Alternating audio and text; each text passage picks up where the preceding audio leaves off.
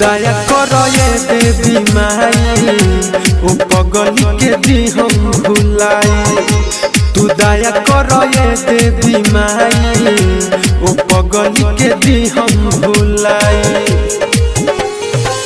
नहवा दिन नवा रात करब हम अपन सिरवा नवाई।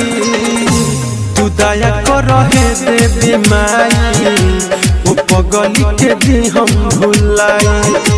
तू दया करो ये देवी माई ओ पगली के दी हम भुलाई।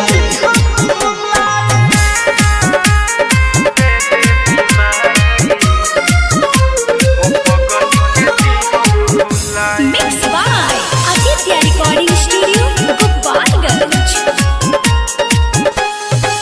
मन तू बातए हमार महतरिया दोना निकाल जे बदिल के भीतरिया।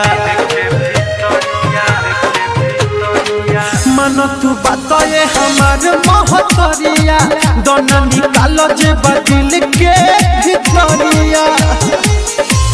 हाथ जोड़ी है अर्जी करिले कोदना ये तने भलाई। तू दया करो ये देवी माई ओ पगली के दी हम भुलाई। तू दया करो ये देवी माई ओ पगली के जाई भुलाई।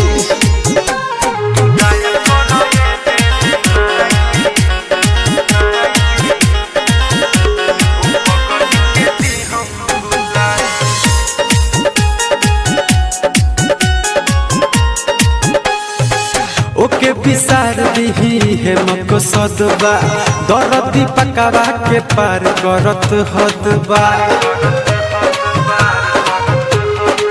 ओके विसार दिही है मकसदबा दरदी पकावा के पार करत हदबा। राइटर से सनथ तीन सभी कहस करना कमन पाई। तू दया करो ये देवी माई ओ पगली के दी हम भुलाई। तू दया करो ये देवी माई ओ पगली के जाई भुलाई।